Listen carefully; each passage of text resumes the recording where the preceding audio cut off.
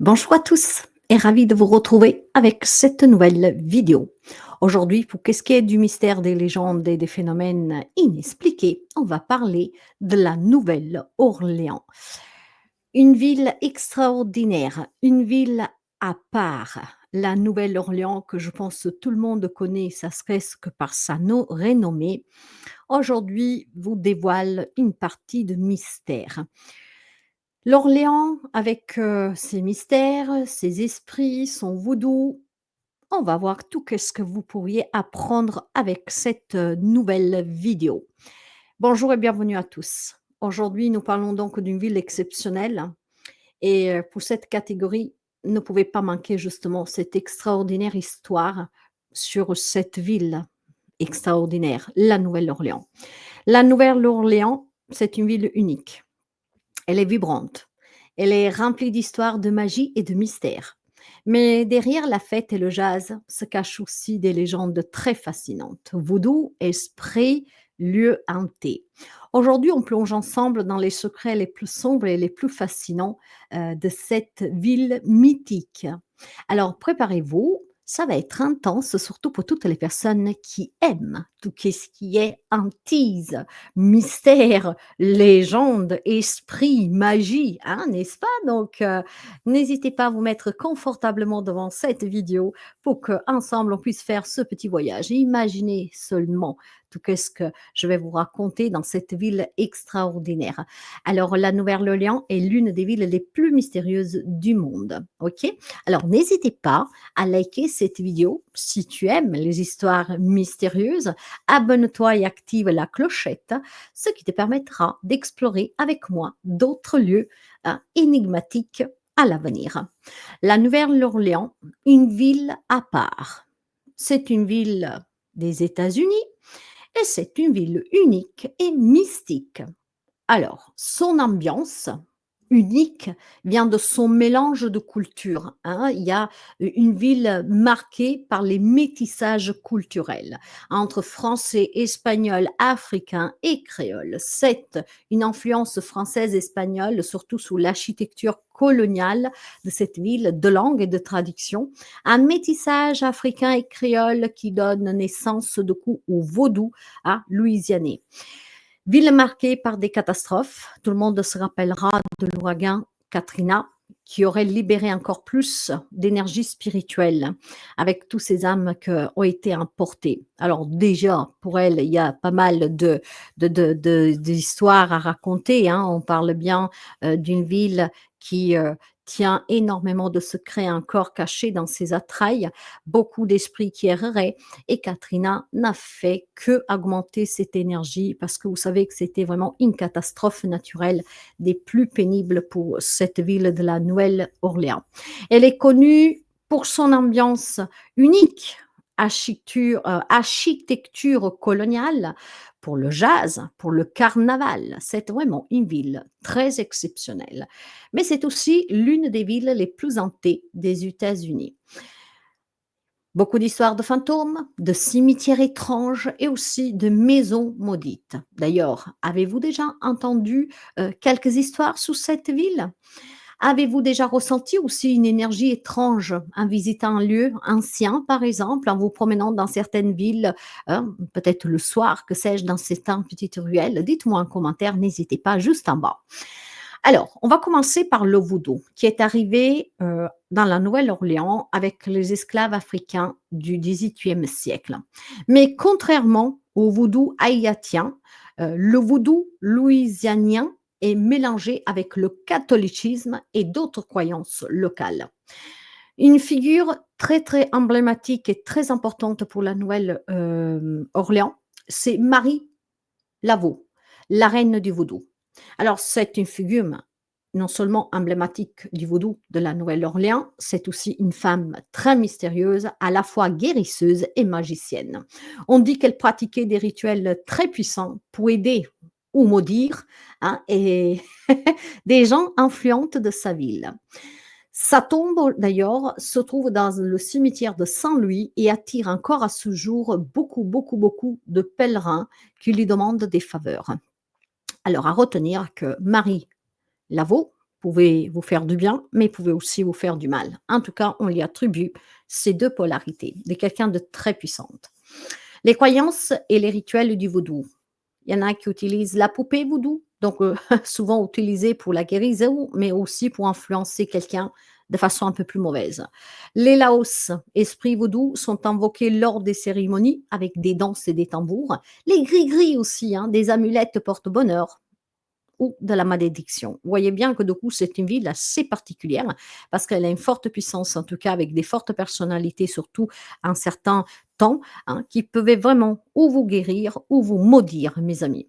Alors, fait troublant, certaines pensent que les esprits du vaudou protègent encore cette ville à ce jour et qu'il ne faut pas jouer avec ses forces. Je vous le conseille aussi parce que si vous y croyez comme moi, je crois effectivement qu'il ne faut jamais jouer avec les forces de l'invisible.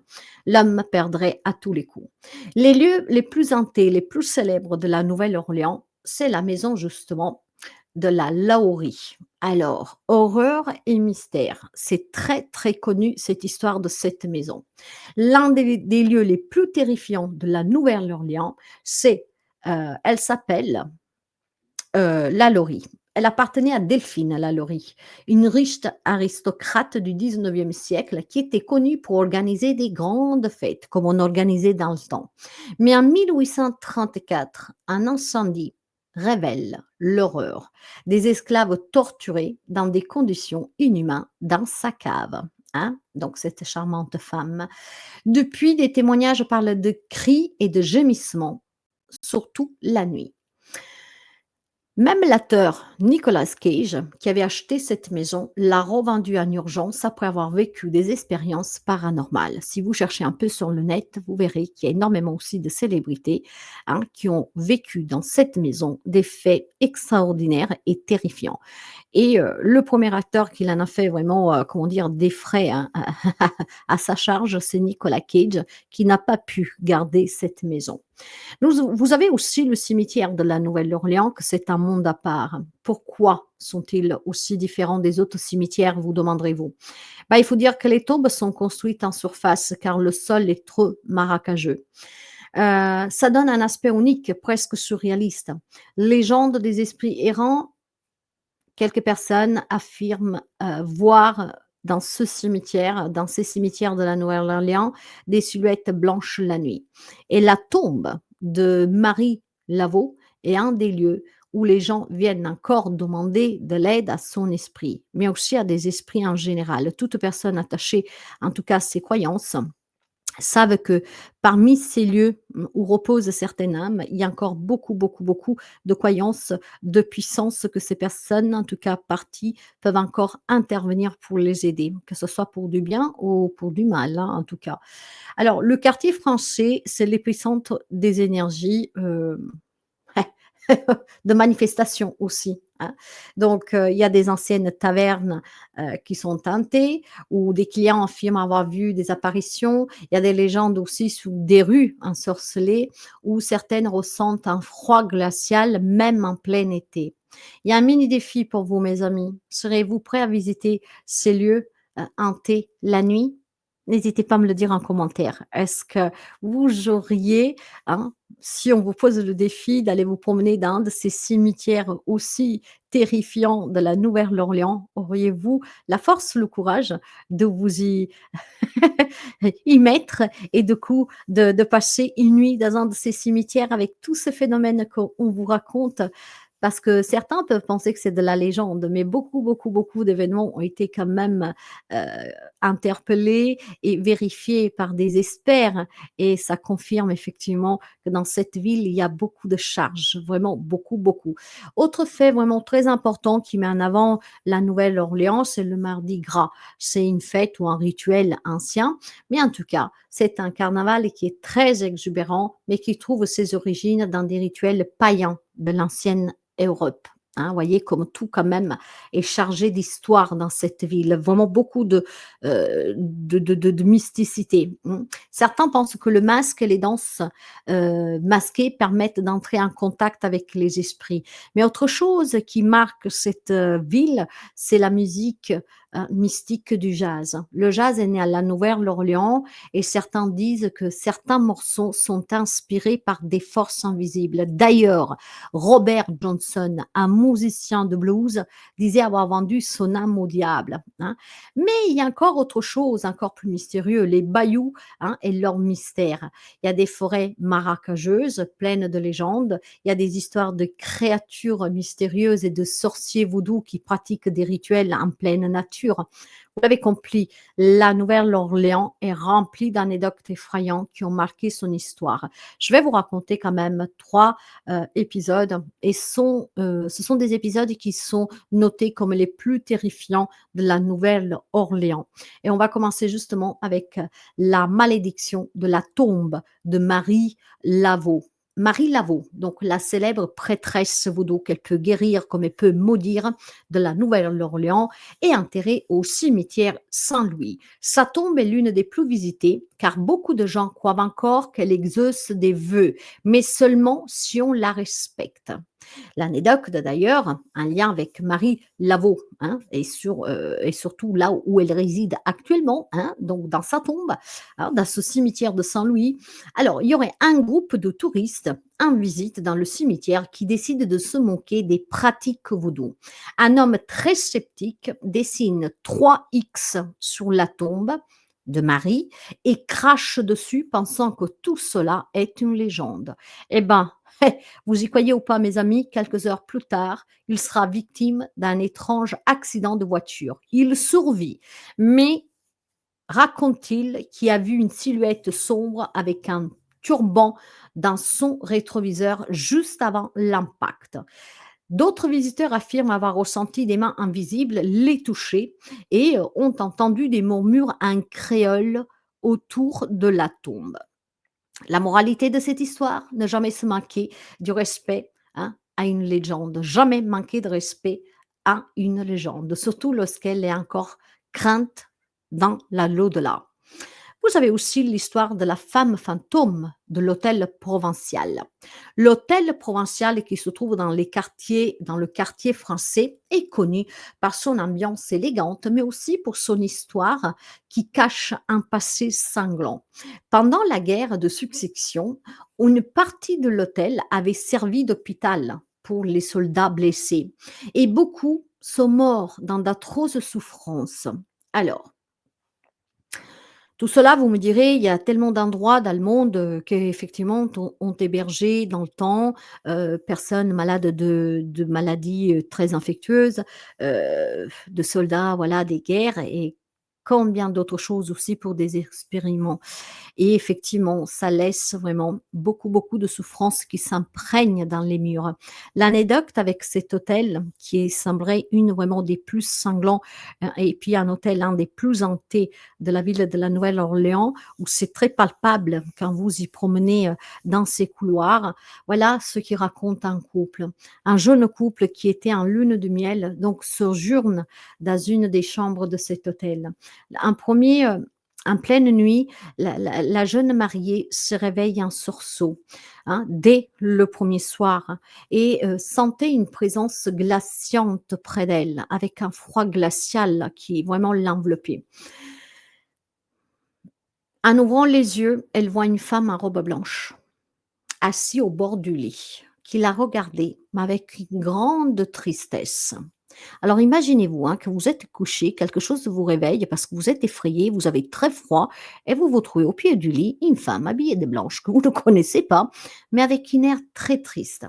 La silhouette disparaîtra soudainement, hein, mais le lit est toujours enfoncé là où elle s'était assise. Donc en fait, il restait la marque sur le lit d'où cette silhouette s'était assise. Donc elle avait pu bon disparaître, mais la jeune femme, la jeune mariée, voyait quand même que sur le lit, là où elle avait vu la silhouette, il y avait la marque, hein, de quelqu'un qui s'est assis. Elle demande de coup le lendemain à la réception. Elle apprend que plusieurs clients ont rapporté cette même vision de cette femme fantôme qui serait une infirmière du 19e siècle qui errerait encore dans l'hôtel à ce jour.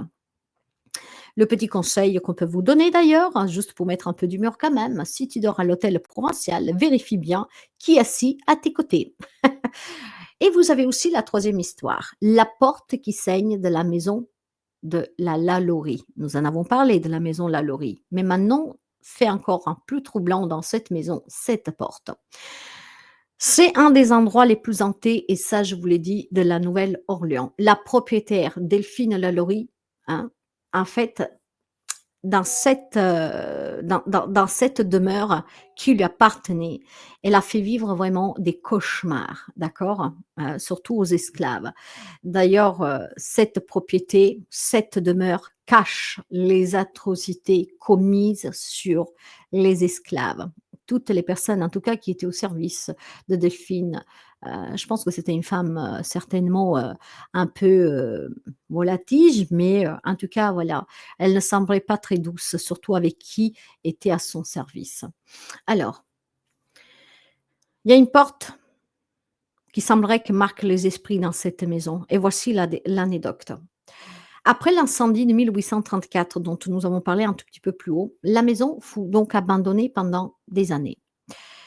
Et à partir de là, par contre, aussi, il y a quelque chose qui a commencé, à se vérifier très constamment, mais avec des atrocités, OK? Des cris, des présences et cetera. Dans les années 1890, un homme rachète la maison de Delphine Lalaurie pour en faire un immeuble d'appartement, et jusqu'à là, tout va bien. Rapidement, par contre, les locataires commencent à signaler des bruits étranges, des cris, des pleurs qui viennent des murs. Un soir, un homme découvre une porte qui suinte un liquide rouge comme du sang. Il est terrifié, il prévient le propriétaire qui pense à une blague au départ. Mais après avoir nettoyé la porte, le liquide revient encore et encore. Finalement, après plusieurs accidents similaires, la plupart des locataires quitteront l'immeuble en urgence parce qu'ils sont très peur. Parce qu'en plus, ils affirment que les âmes torturées des esclaves de la Laurie hantent toujours la maison. Et cette porte, elle pleure. Elle pleure des larmes de sang. Ça représenterait la souffrance atroce de toutes ces personnes qui ont subi un sort très violent. Depuis, personne n'ose y vivre dans cette maison qui avait été transformée, en appartement. D'ailleurs, toute personne qui essaye de l'acquérir pour y résider, ben, il n'y reste pas très longtemps, hein. Comme effectivement je vous ai raconté pour Nicolas Cage, qui l'a acheté en 2007, mais l'a revendu après avoir vécu des événements inexpliqués. Mes amis, et toi? As-tu déjà vécu une expérience paranormale? Une sensation de présence, un bruit inexpliqué, un rêve étrange? As-tu déjà visité un endroit où juste à y rentrer, tu avais la chair de poule? As-tu vécu quelque chose qui t'a effroyé, terrifié? N'hésite pas à partager ton message, à partager ton expérience en commentaire, et peut-être que si tu as de la chance et que, comment dire, ton histoire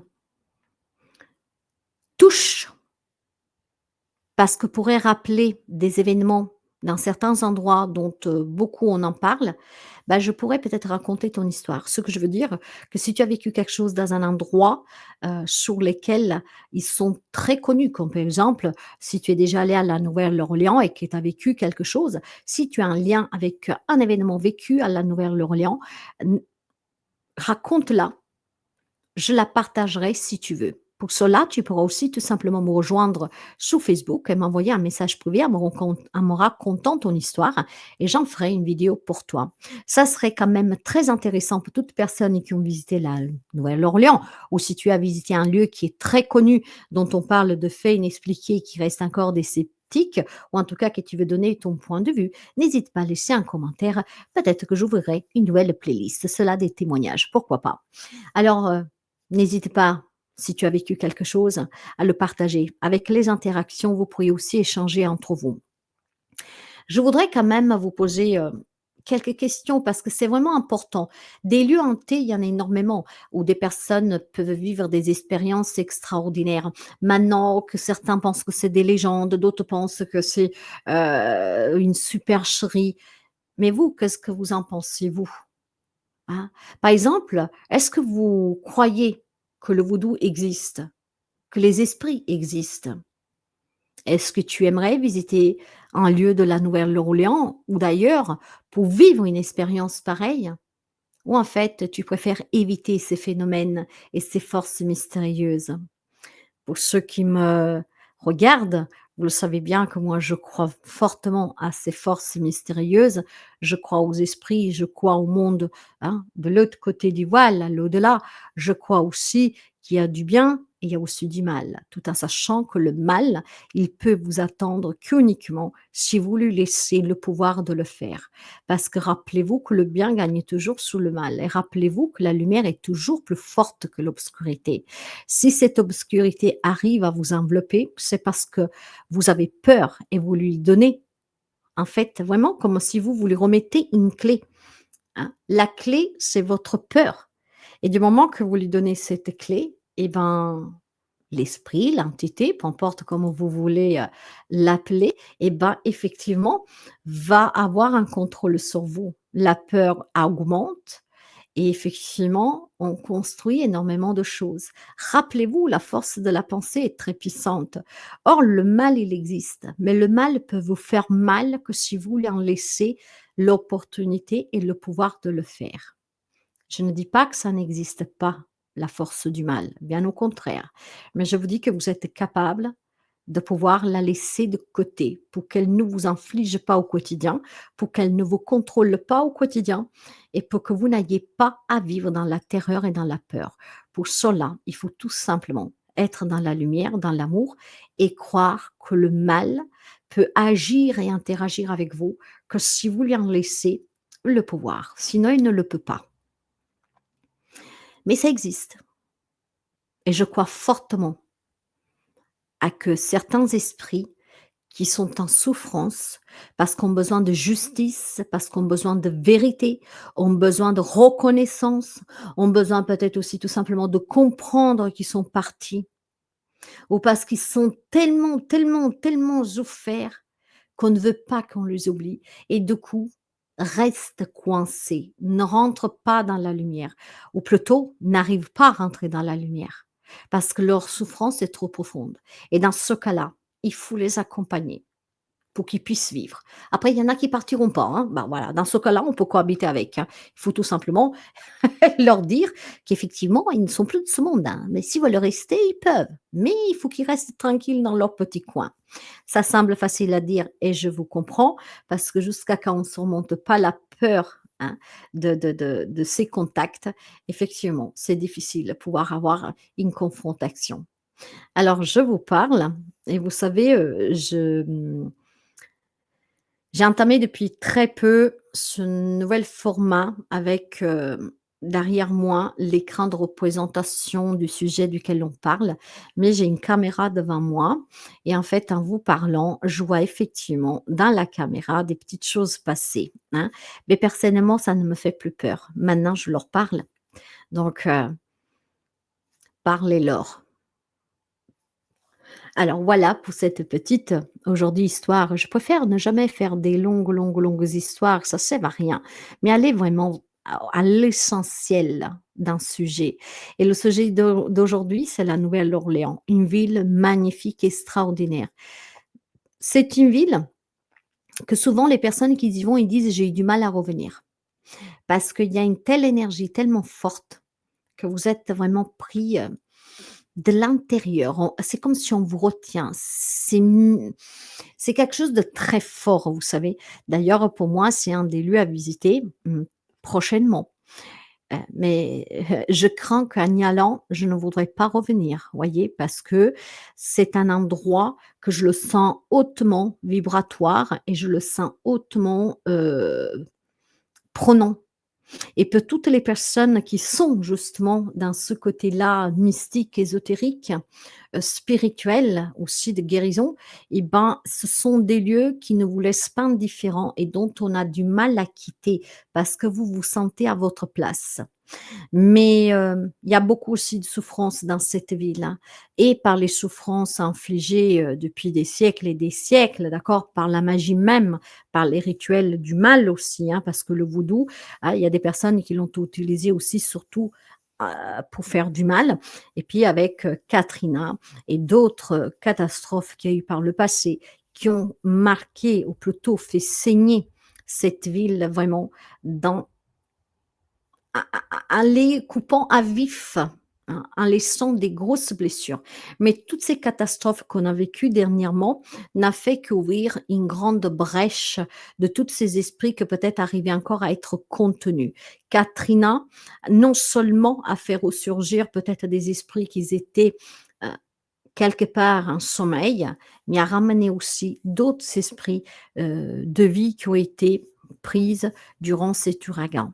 Mais en tout cas, ça reste une ville très, très fascinante, où il y a vraiment du bon vivre, où les histoires sont vraiment nombreuses. On parle des loups-garous, on parle des vampires, on parle des sorciers, des sorcières, des vaudous, hein, on parle des guérisseurs. Il y a beaucoup de magie là-bas, il y a beaucoup de rituels, il y a beaucoup d'amulettes, de gris-gris. C'est une histoire, surtout une ville qu'elle est remplie, remplie, remplie de phénomènes exceptionnels et puis surtout aussi d'objets et de ce culture de mélange qui en a fait la ville qu'elle est aujourd'hui.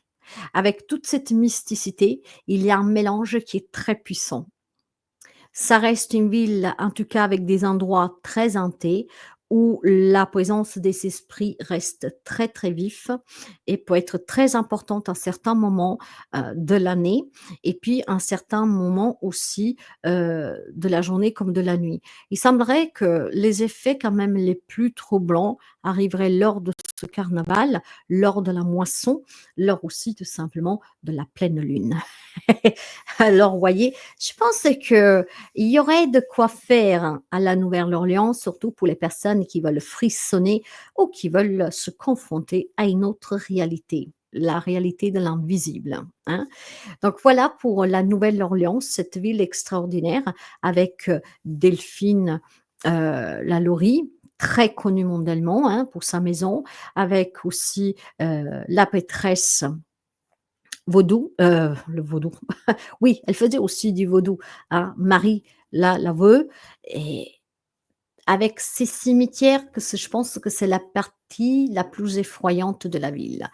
Le cimetière de Saint-Louis, c'est quand même le plus chargé, mais toute la ville, en tout cas, où reposent des âmes, ce sont, des endroits où l'activité est très, très chargée, surtout à la tombée de la nuit.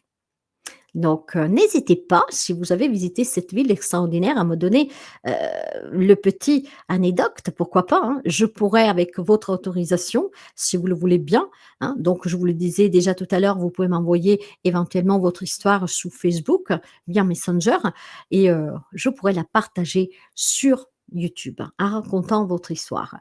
Mais ou alors, vous pouvez tout simplement interagir entre vous, en vous racontant certains événements vécus. Peut-être que lors de la prochaine vidéo, en tout cas prochainement, hein, dès que j'aurai un petit peu de temps, peut-être que je pourrais vous raconter mes propres histoires. Mais ça serait plus intéressant que ce soit vous qui parlez des vôtres, parce que vous pensez bien que j'en ai vécu pas mal d'événements, hein.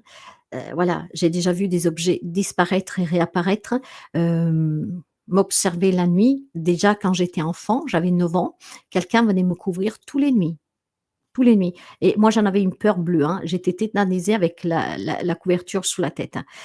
J'ai vu pas mal de choses, mais il y a quand même 2-3 phénomènes qui m'ont énormément, énormément troublée au départ. Maintenant, je les attends avec, beaucoup, beaucoup, beaucoup d'adrénaline. Alors dans le temps, j'en avais peur, j'étais un enfant et puis bon, bah, voilà, le temps que j'intègre, d'accord, que j'accepte certaines choses, j'étais quand même un peu effrayée. Mais aujourd'hui, j'attends ces événements avec vraiment de l'adrénaline et ce sont des faits extraordinaires pour moi parce que j'arrive à communiquer très facilement. Je vis des choses vraiment extraordinaires, y compris dans les rêves et où j'ai vraiment aussi une forte, forte, forte, connexion divine, hein. Je On me montre vraiment beaucoup de choses et c'est extraordinaire. Ah, je vous souhaite à vous aussi de vivre certaines choses sans peur et sans crainte et cette connexion profonde. Voilà pour la Nouvelle-Orléans. N'hésitez pas à vous abonner. Merci en tout cas d'avoir visionné, d'avoir écouté jusqu'à la fin et bienvenue à tous les nouveaux et nouvelles abonnés. Je vous dis à très bientôt, je vous fais des gros bisous et j'espère que ces petites histoires vous plaisent.